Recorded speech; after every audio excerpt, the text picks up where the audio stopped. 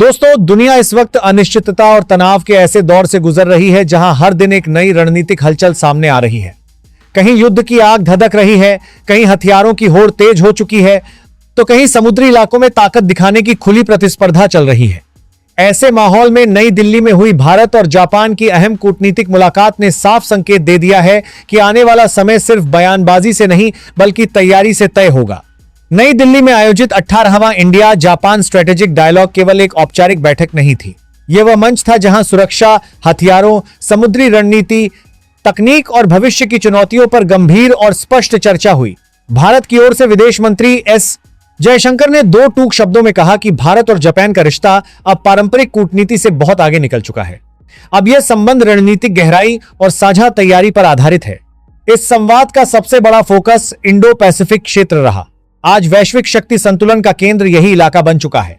हिंद महासागर से लेकर पश्चिमी प्रशांत तक समुद्री मार्गों पर बढ़ती सैन्य गतिविधियों ने सभी को सतर्क कर दिया है। खास तौर पर चाइना की बढ़ती नौसैनिक मौजूदगी, कृत्रिम द्वीप निर्माण, मिसाइल तैनाती और आक्रामक दावे पूरे क्षेत्र में चिंता का कारण बन चुके हैं।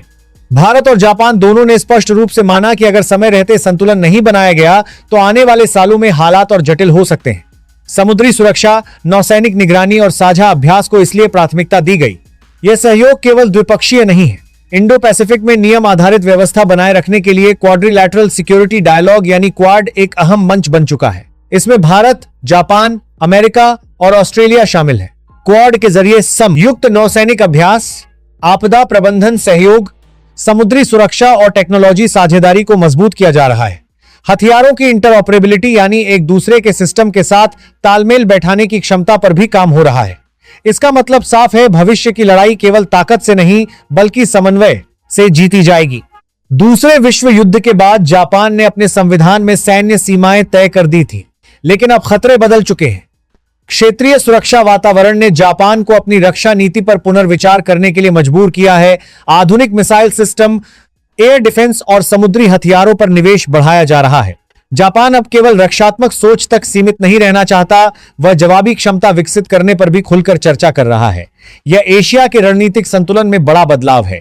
वहीं दूसरी तरफ इंडिया ने भी पिछले कुछ वर्षों में अपनी सैन्य क्षमता को तेज गति से मजबूत किया है।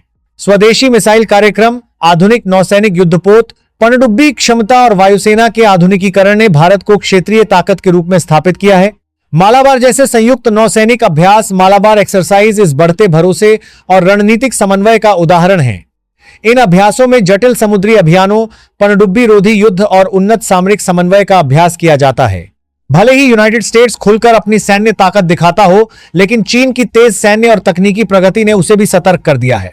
इंडो पैसिफिक में चीन की बढ़ती पकड़ अमेरिका के लिए दीर्घकालिक चुनौती बनती जा रही है। ऐसे में भारत और जापान जैसे देश क्षेत्रीय संतुलन बनाने में अहम भूमिका निभा सकते हैं। यह सहयोग अमेरिका के लिए भी एक रणनीतिक राहत का संकेत है।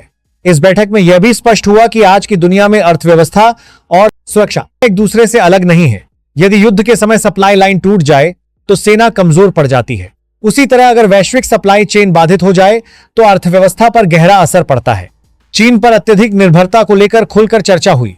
डी रिस्किंग यानी जोखिम कम करने की रणनीति पर जोर दिया गया। इसका मतलब यह है कि किसी एक देश पर जरूरत से ज्यादा निर्भरता भविष्य में दबाव का कारण बन सकती है। आज की जंग केवल बंदूक और मिसाइल से नहीं लड़ी जाती, यह जंग चिप, डाटा और ऊर्जा से भी तय होती है। सेमीकंडक्टर निर्माण, हाई टेक सप्लाई चेन और डिजिटल सुरक्षा को भविष्य की असली ताकत माना गया। जापान की हाईटेक विशेषज्ञता और भारत की निर्माण क्षमता को जोड़ने की योजना पर भी चर्चा हुई। मेक इन इंडिया और जापानी तकनीकी दक्षता का मेल भविष्य में रक्षा उपकरणों और हाईटेक उत्पादों के निर्माण को नई दिशा दे सकता है। डिजिटल दौर में खतरे केवल सीमाओं पर नहीं बल्कि सर्वर और नेटवर्क के जरिए भी आते हैं। साइबर सुरक्षा, डाटा संरक्षण और नई तकनीकों पर सहयोग की जरूरत को दोनों देशों ने स्वीकार किया। आज का युद्ध साइबर स्पेस में भी लड़ा जा सकता है, इसलिए डिजिटल सुरक्षा को राष्ट्रीय सुरक्षा का हिस्सा माना गया। जापान की बुजुर्ग होती आबादी और भारत की युवा शक्ति एक दूसरे के लिए अवसर बन सकती है। स्किल डेवलपमेंट और तकनीकी प्रशिक्षण पर सहयोग लंबे समय में दोनों देशों को फायदा पहुंचा सकता है। साथ ही क्लीन एनर्जी, ग्रीन हाइड्रोजन और वैकल्पिक ऊर्जा स्रोतों को भविष्य की असली ताकत बताया गया। आने वाले समय में प्रतिस्पर्धा टिकाऊ समाधानों की होगी। यह तो रहा इस रणनीतिक संवाद का पहला बड़ा पहलू, सुरक्षा, समुद्री संतुलन और तकनीकी सहयोग। आज दुनिया तेजी से बहुध्रुवीय व्यवस्था की ओर बढ़ रही है। अब हालात ऐसे नहीं हैं कि एक ही महाशक्ति वैश्विक फैसले तय करे। इंडिया और जापान दोनों ने यह समझ लिया है कि आने वाला समय संतुलन, तैयारी और साझेदारी का होगा। इस रणनीतिक संवाद में साफ संकेत दिया गया कि यह सहयोग किसी के खिलाफ नहीं, बल्कि स्थिरता और नियम आधारित व्यवस्था के समर्थन में है। लेकिन यह भी उतना ही स्पष्ट है कि इंडो पैसिफिक में जो हलचल है वह सीधे सीधे शक्ति संतुलन को प्रभावित कर रही है। एशिया में सबसे बड़ा रणनीतिक कारक है चाइना। पिछले कुछ वर्षों में चीन ने अपनी नौसैनिक ताकत में तेजी से विस्तार किया है। दक्षिण चीन सागर में कृत्रिम द्वीप निर्माण, सैन्य ठिकानों की स्थापना, मिसाइल तैनाती और निगरानी तंत्र को मजबूत करना, यह सब एक व्यापक रणनीति का हिस्सा माना जा रहा है। भारत और जापान दोनों ने बातचीत के दौरान इस बदलते परिदृश्य को गंभीरता से लिया। समुद्री मार्गों की सुरक्षा को प्राथमिकता दी गई क्योंकि वैश्विक व्यापार का बड़ा हिस्सा इन्हीं रास्तों से गुजरता है। यदि इन मार्गों पर किसी एक देश का प्रभाव अत्यधिक बढ़ जाए तो उसका असर पूरी दुनिया पर पड़ सकता है। इसी संदर्भ में क्वाड्रिलैटरल सिक्योरिटी डायलॉग यानी क्वाड का महत्व और बढ़ जाता है। भारत, जापान, अमेरिका और ऑस्ट्रेलिया के बीच यह मंच अब केवल प्रतीकात्मक नहीं रहा।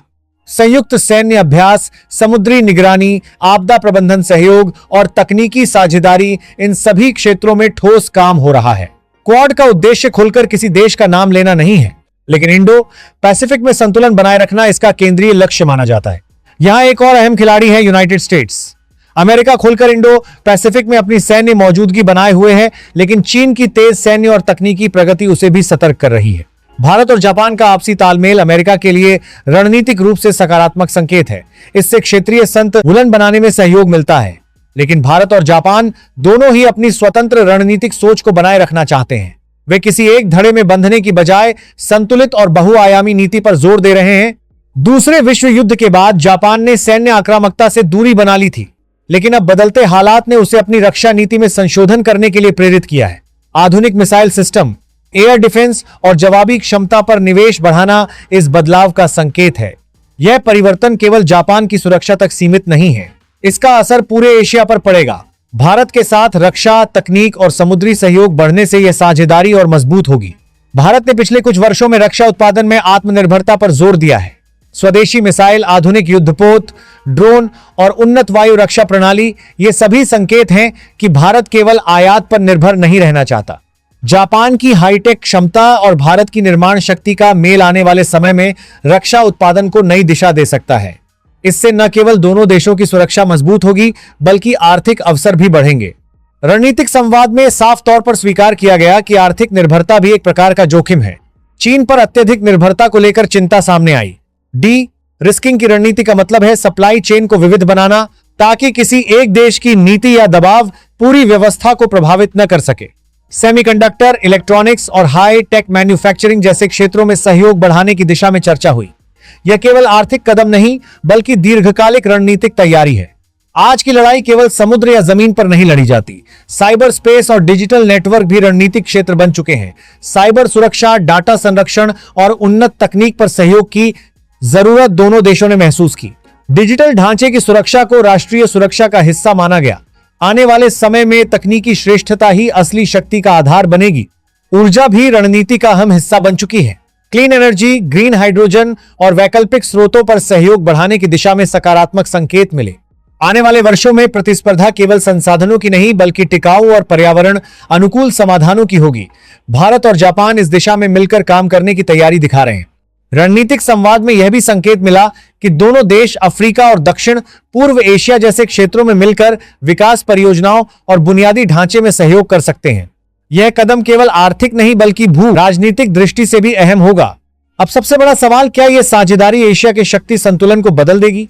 स्पष्ट रूप से कहा जाए तो यह प्रक्रिया धीरे धीरे असर दिखाएगी। भारत और जापान की बढ़ती निकटता, क्वाड का सक्रिय होना, समुद्री सुरक्षा पर बढ़ता सहयोग और आर्थिक डी रिस्किंग, ये सभी कदम मिलकर एक नए संतुलन की नींव रख रहे हैं। यह किसी युद्ध की तैयारी नहीं, बल्कि संभावित संकटों से पहले की तैयारी है। संदेश साफ है, शांति तभी टिकेगी जब तैयारी मजबूत होगी। दोस्तों, भारत और जापान की रणनीतिक साझेदारी आने वाले समय में इंडो पैसिफिक की दिशा तय कर सकती है। बदलती दुनिया में यह रिश्ता केवल कूटनीतिक नहीं, बल्कि सामरिक, आर्थिक और तकनीकी मजबूती का आधार बनता दिख रहा है। अब आप क्या सोचते हैं?